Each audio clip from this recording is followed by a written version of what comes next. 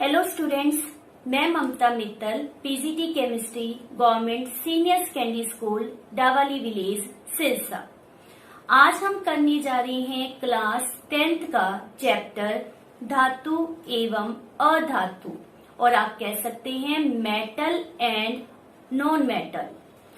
आपने अपने अराउंड बहुत सी वस्तुएं देखी हैं और उन वस्तुओं को बनाने के लिए डिफरेंट मटेरियल्स का उपयोग होता है। फॉर एग्जाम्पल, किचन में हम देखते हैं लोहे की कढ़ाई का उपयोग किया जाता है। इसी तरह एल्युमिनियम के बर्तन, स्टील के बर्तन का उपयोग होता है। एज वेल एज लोहे की अलमारी हम यूज करते हैं, कॉपर की वायर का उपयोग करते हैं, कांच के गिलास का उपयोग करते हैं। टूथब्रश बनाने के लिए प्लास्टिक का उपयोग होता है। चेयर टेबल बनाने के लिए वुडन या फिर लोहे का, प्लास्टिक का उपयोग किया जाता है। इट मीन्स डिफरेंट वस्तुओं को बनाने के लिए डिफरेंट मटेरियल्स का उपयोग किया जाता है। ऐसा क्यों होता है? क्योंकि सभी मटेरियल में एक जैसे गुण नहीं होते हैं। फॉर एग्जाम्पल, यदि हम यह सोचें कि जो बर्तन हमने गैस बर्नर के ऊपर रखना है, मीन्स आग के ऊपर उसको रखना है, वह हम वुडन का यूज करें तो दैट इज कंफर्टेबल। क्या वह उचित होगा? तो answer is no. Why? Because वह आग पर रखने पर जल जाएगा। हमें वहां पर ऐसे बर्तन की, ऐसे मटेरियल के बर्तन की आवश्यकता होती है जो हीट को कंडक्ट करता हो। इसीलिए हम उसके लिए वेदर एल्युमिनियम का या लोहे के बर्तन का उपयोग करते हैं। इसी प्रकार से टूथब्रश बनाने के लिए यदि हम सोचें कि हम लोहे का, एल्युमिनियम का उपयोग करें तो वह उचित नहीं होगा, क्योंकि टूथब्रश बनाने के लिए हमें सॉफ्ट मटेरियल की, फ्लेक्सिबल मटेरियल की आवश्यकता होती है। तो हम डिफरेंट वस्तुओं को बनाने के लिए मटेरियल का सिलेक्शन कैसे करते हैं? उनके गुणों के आधार पर। मटेरियल में डिफरेंट टाइप्स ऑफ प्रॉपर्टीज होती है।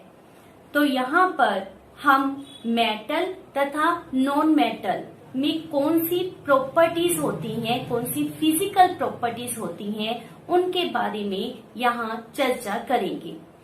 आपने एलिमेंट के बारे में पिछली कक्षा में एज वेल एज इस क्लास में भी पढ़ा है। हमारे पास एलिमेंट्स को 3 पार्ट्स में डिवाइड किया गया है, that is metal, non metal and metalloids. Again I repeat, metal, non metal and metalloids. यहाँ आज हम physical properties of metal and non metal discuss करने जा रही हैं। सबसे पहले हम स्टार्ट करते हैं विद द मेटल। तो आपके अराउंड कौन कौन से मेटल प्रेजेंट हैं? फॉर एग्जाम्पल, लोहा, सोना, चांदी, तांबा, aluminium, zinc, sodium, potassium, calcium. ये नॉर्मली ऐसे मेटल हैं जो आपके अराउंड प्रेजेंट हैं, जिनके बारे में आप अच्छी तरह से जानते हैं।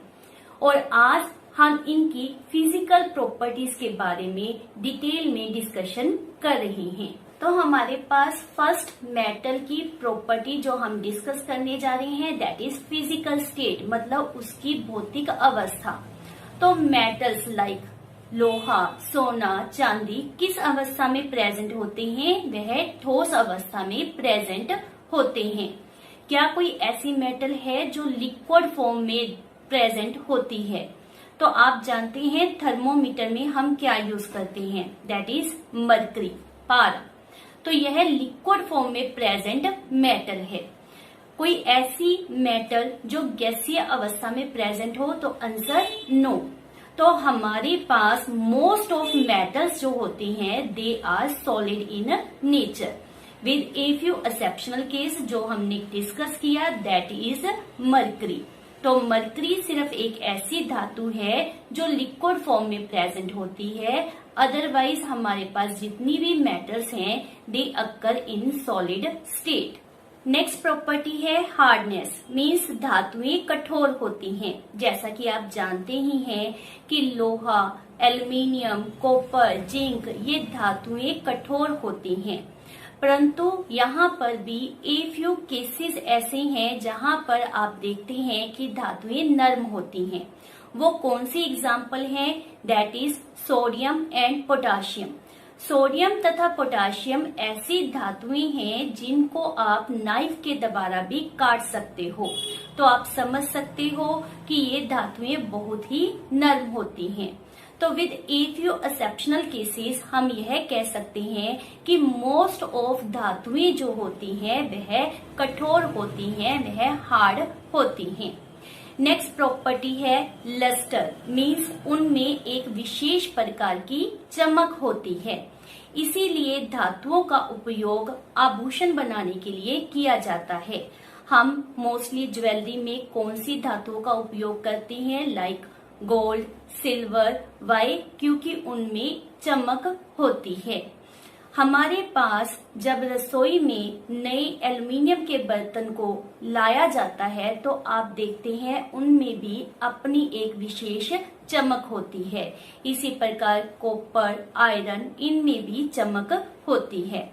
तो धातुओं में एक विशेष प्रकार की चमक होती है। Next property is high density, means उनमें बहुत अधिक घनत्व होता है। तो अभी हमने डिस्कस किया हार्डनेस के लिए। जो मेटल हार्ड होती हैं वह हार्ड क्यों होती हैं? क्योंकि उनमें प्रेजेंट जो एटम्स होते हैं वो एक दूसरे के बहुत क्लोज प्रेजेंट होते हैं, और जब एटम्स एक दूसरे के क्लोज प्रेजेंट है तो उसे हम क्या रेफर करते हैं कि उसकी डेंसिटी अधिक हो जाती है। तो यहाँ पर मेटल्स में भी आपके पास कौन सा गुण पाया जाता है कि वह हाई डेंसिटी पोसेस करती हैं। परंतु जो मेटल सॉफ्ट हैं, जैसे हमने अभी डिस्कस किया सोडियम एंड पोटाशियम, तो क्या उनमें भी हाई डेंसिटी होगी? Obviously not. तो वह लो डेंसिटी पोसेस करती हैं। इसी प्रकार मरकरी, बिकॉज वह लिक्विड स्टेट में प्रेजेंट है तो उसकी डेंसिटी भी कम होती है। नेक्स्ट हमारे पास बहुत ही इंपॉर्टेंट कैरेक्टर है, उसे हम कहते हैं मेलेबल एंड डक्टाइल, और हिंदी में क्या रेफर किया जाता है? अघातवर्तीय तथा तन्यता। तो फर्स्ट वन हम डिस्कस कर रहे हैं मेलेबिलिटी, मीन्स अघातवर्तीय। यह बहुत ही इंपॉर्टेंट कैरेक्टर है। आप देखते हो कि मेटल्स को हम इजीली शीट्स में कन्वर्ट कर सकते हैं। मीन्स जब मेटल को हम हथौड़े से कूटते हैं तो वह टुकड़ों में विभाजित नहीं होती है, वह एक्सटेंड होती जाती है, मीन्स वह शीट्स में कन्वर्ट होती है। इसी गुण को हम क्या कहते हैं? अघातवर्तीय या फिर मेलेबिलिटी। धातुओं का वह गुण जिसके द्वारा आप उसको शीट्स में कन्वर्ट कर सकते हो उसे हम क्या रेफर करते हैं? अघातवर्तीयता। जैसे कि आप देखते हैं कि लोहे को शीट्स में कन्वर्ट करके उससे अलमीरा या फिर डिफरेंट टाइप ऑफ प्रोडक्ट्स बनाए जाते हैं।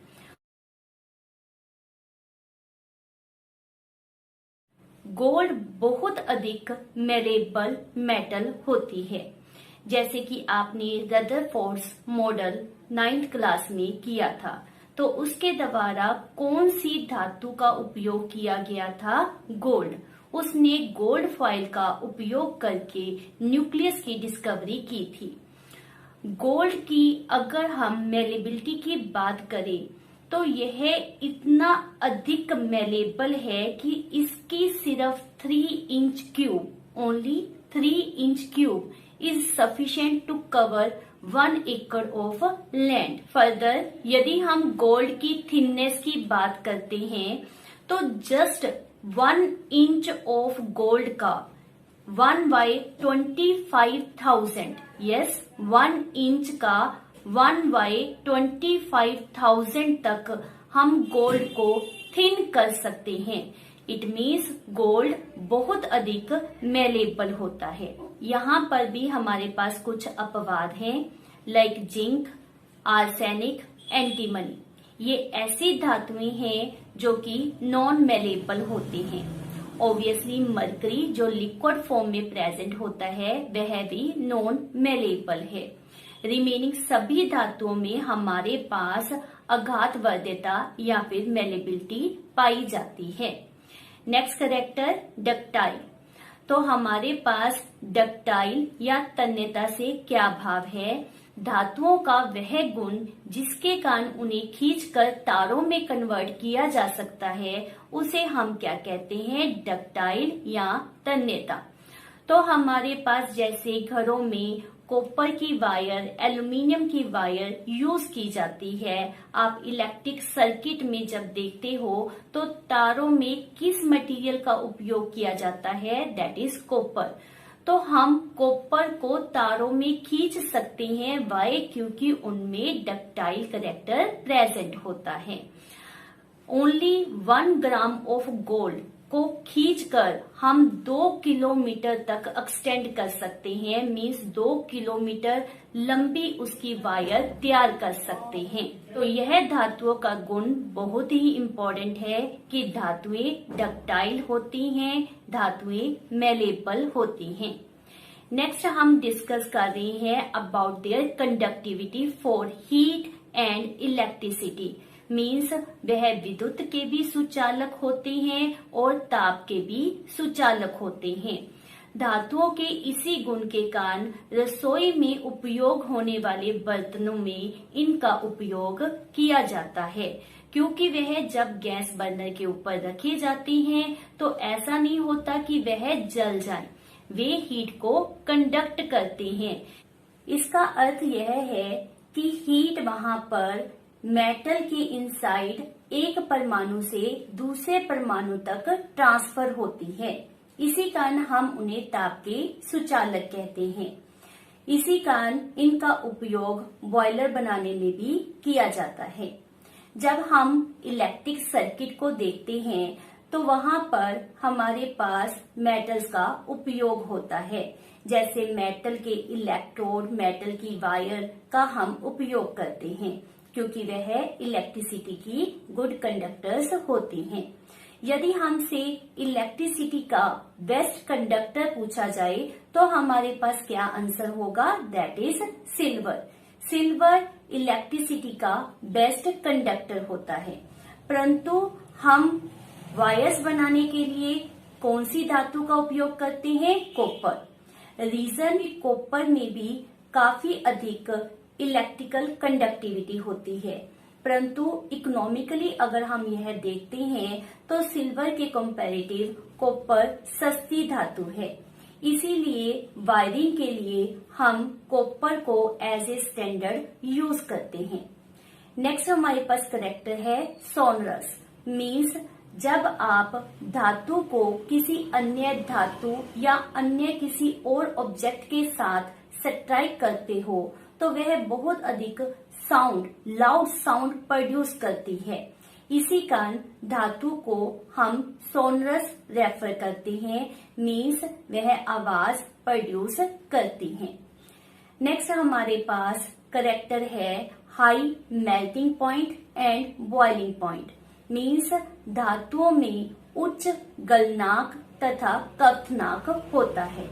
जैसा कि हमने शुरू में डिस्कस किया कि धातुएं बहुत हार्ड होती हैं, उनमें एटम्स एक दूसरे के क्लोज प्रेजेंट होते हैं, जिसके कारण उनमें स्ट्रॉन्ग फोर्स ऑफ अट्रैक्शन होती है, जिसे हम मेटेलिक बॉन्डिंग का नाम देते हैं। Because of strong metallic forces यहाँ पर आपको high melting point and boiling point मिलता है।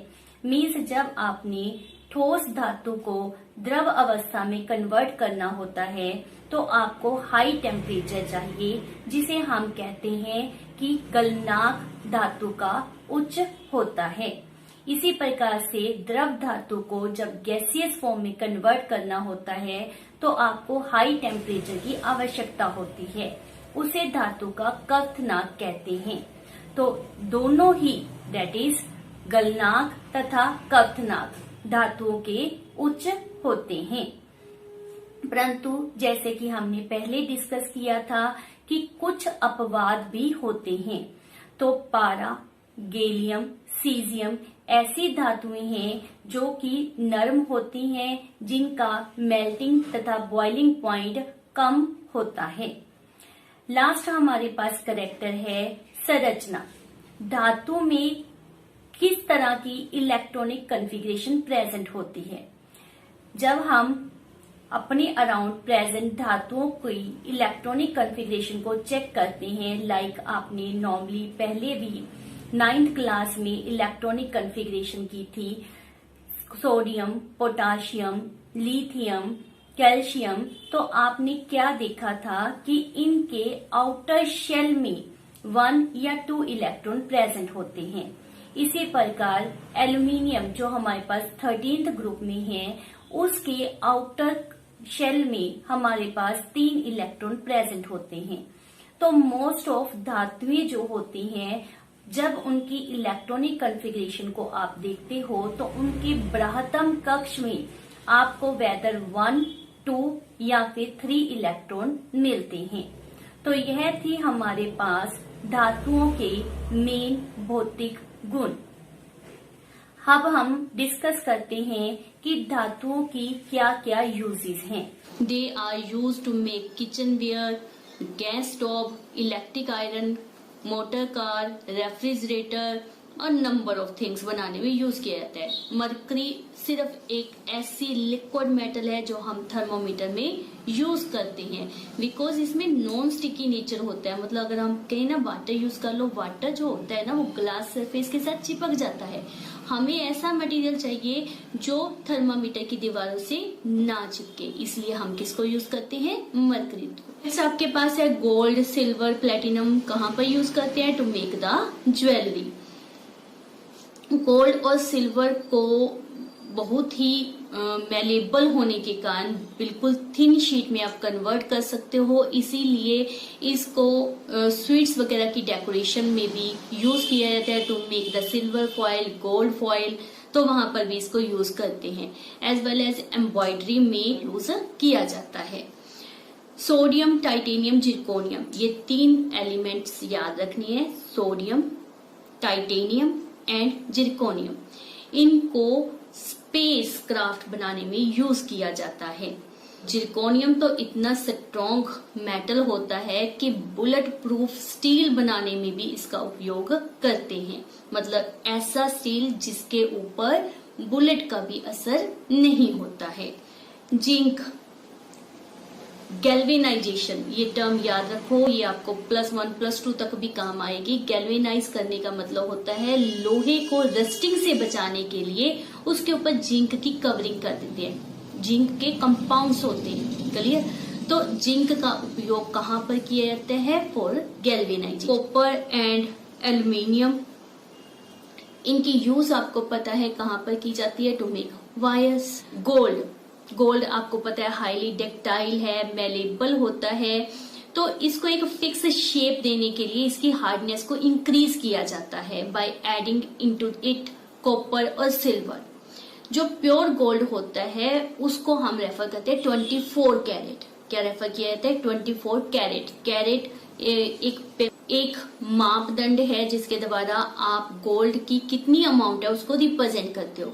यदि आपके पास रेफर किया गया it is 24 carat, it means it is a pure gold, clear. अगर आपके पास रेफर किया है 22 कैरेट, तो इट मीन्स आपके पास 22 पार्ट्स बाय वेट तो गोल्ड है एंड रिमेनिंग क्या है, वेदर कॉपर और सिल्वर। 18 कैरेट जैसे कि डायमंड ज्वेलरी में यूज किया जाता है, उसमें तो आपके पास सिर्फ 18 पार्ट्स बाय वेट गोल्ड होता है और रिमेनिंग 1 कॉपर और सिल्वर होता है। Special character like interesting one जो सोडियम होता है, सोडियम बहुत ही ज्यादा एक्सप्लोजिव नेचर का होता है, इसीलिए इसको केरोसिन ऑयल में स्टोर करके रखा जाता है। अगर इसको ओपन में रख दिया, इसको थोड़ा सा भी मॉइस्चर मिल गया, it will catch is fire. Next है हमारे पास नॉन मेटल। नॉन मेटल में कौन कौन से नाम शामिल हैं, like oxygen, nitrogen, fluorine, chlorine, carbon, sulphur, phosphorus, ये हमारे पास क्या है, नॉन मेटल्स। अब हम करने जा रहे हैं इनके फिजिकल करेक्टर। फिजिकल करेक्टर करते समय एक माइंड में बात सिंपली सेट कर लो कि मेटल में जो करेक्टर प्रोसेस किए गए हैं नॉन मेटल में वो करेक्टर नहीं होंगे। तो आपको अच्छी तरह से लर्न हो जाएंगे कि नॉन मेटल में कौन से गुण होते हैं। क्लियर। सबसे पहले हम बात करते हैं about it's physical state. Normally non metal gaseous form में प्रेजेंट होती हैं। इफ यू केसेस सॉलिड के हैं या real case of liquid present होता है, like nitrogen, oxygen, fluorine, chlorine, ये हमारे पास क्या है, गैसियस। कार्बन, फास्फोरस, सल्फर, ये क्या होते हैं, solid. Bromine that exist also in the liquid form, also said as a bromine water. Next है हार्डनेस। तो वैसे तो ये नॉर्मली कम हार्ड होते हैं, लेकिन कार्बन जिसके द्वारा डायमंड बनता है that is the hardest substance होती है। Clear. Non malleable, non ductile. अब गैसेस को ले लो, क्या आप उसको ड्रान इनटू द वायर या ड्रान इनटू द शीट्स कर सकते हो? नो। तो these are non malleable, non ductile. तो इनफैक्ट जो नॉन मेटल्स होते हैं वो क्या होते हैं, ब्रिटल। ब्रिटल मीन्स जैसे ही उनके ऊपर आपने हैमर किया, मीन्स उसको तोड़ने की कोशिश की, उसको खींचने की कोशिश की, तो वो टूट जाते हैं। So they are brittle in nature. Next character है हमारे पास bad conductor of heat and electricity. तो जितने भी हमारे पास नॉन मेटल्स हैं वो normally bad conductor of heat and electricity होते हैं, सिवाय कार्बन के एक एलोट्रोप को छोड़ के, दैट इज ग्रेफाइट। ग्रेफाइट का यूज ड्राई सेल में in the form of electrode किया जाता है, तो वो गुड कंडक्टर ऑफ इलेक्ट्रिसिटी होता है। सोनरस कोई आवाज प्रोड्यूस नहीं करते, so these are non sonorous in nature. Lustre, they doesn't have any lustre, लेकिन डायमंड ऐसी एग्जांपल है जिसमें आप कहते हो कि इनका शाइनिंग सरफेस होता है, कि लो डेंसिटी होती है, इनका low melting and boiling point होता है। अबाउट यूजेस की बात करें तो हमारे पास ग्रेफाइट की अभी मैंने आपको यूज रेफर की कि कहाँ यूज करते हैं, to make the electrodes in the dry cell. As well as आपको पता है पेंसिल में आपके पास किसका यूज होता है, ग्रेफाइट का। नेक्स्ट है सल्फर। सल्फर की यूज मेडिसन, फर्टिलाइजर में की जाती है। एज बहुत ही कॉमन केमिकल है दैट इज सल्फ्यूरिक एसिड, उसको बनाने में भी हम सल्फर की यूज करते हैं। सिलिकॉन एक ऐसा नॉन मेटल है जिसको सेमीकंडक्टर बनाने में, ग्लास बनाने में यूज किया जाता है। हाइड्रोजन एंड ऑक्सीजन, ये एक ऐसे इम्पोर्टेंट एलिमेंट्स होते हैं, ऐसे इम्पोर्टेंट नॉन मेटल्स होते हैं कि यूज वेल्डिंग ऑफ मेटल्स में की जाती है। ऑक्सीजन आपके पास एज ए आर्टिफिशियल रेस्पिरेशन या ब्रीथिंग में की जाती है। जब पर्सन को सांस लेने में प्रॉब्लम आ रही होती है तो ऑक्सीजन सिलेंडर की वहां यूज करते हैं। एज वेल एज आपको पता है इन द डाइविंग या फिर काफी हाइट के ऊपर जाते हैं तब उस समय भी ऑक्सीजन सिलेंडर की यूज की जाती है। हाइड्रोजन की एक इम्पोर्टेंट यूज होती है that is used to convert the oil into the vegetable ghee. तो this is all about our today's topic. क्या क्या आपने डिस्कस किया कि फिजिकल प्रॉपर्टीज में मेटल नॉन मेटल से किस प्रकार डिफरेंट है। Next one, what is the use of different metals and non metal. अब हम करने जा रहे हैं धातु एवं अधातु के आज के टॉपिक के कुछ important objective questions. First one, कमरे के ताप पर कौन सी धातु द्रव अवस्था में पाई जाती है? तो जैसा कि हमने पहले डिस्कस किया है, सिर्फ एक धातु है हमारे पास जो द्रव अवस्था में मिलती है, वह कौन सी है? पारा, मरकरी। और उसका सिंबल दिए हुए सिंबल में से कौन सा होगा? Hg। Hg that is B option. Next question, धातु का पतले तार के रूप में खींचने की क्षमता को क्या कहते हैं? तो हमारा आंसर बी है, उसे क्या कहा जाता है? तन्यता। नेक्स्ट इज ब्रोमीन अधातु की अवस्था होती है, तो दिए हुए ऑप्शन में से ब्रोमीन किस अवस्था में पाया जाता है? तो हमने पहले भी डिस्कस किया है, हमारे पास ब्रोमीन द्रव अवस्था में पाया जाता है। जो धातुएं कठोर सतह से टकराने पर आवाज उत्पन्न करती हैं उन्हें क्या कहते हैं हम? क्या ऑप्शन आएगा? दैट इज ध्वनिक, जिसे हम सोनरस भी कहते हैं। तो हमारा आंसर आएगा बी। लास्ट क्वेश्चन, शुद्ध सोना कितने कैरेट का होता है? तो शुद्ध सोना हमारे पास 24 कैरेट का होता है, इसलिए आंसर है ए। तो ये थे हमारे आज के टॉपिक के important objective questions. Thank you.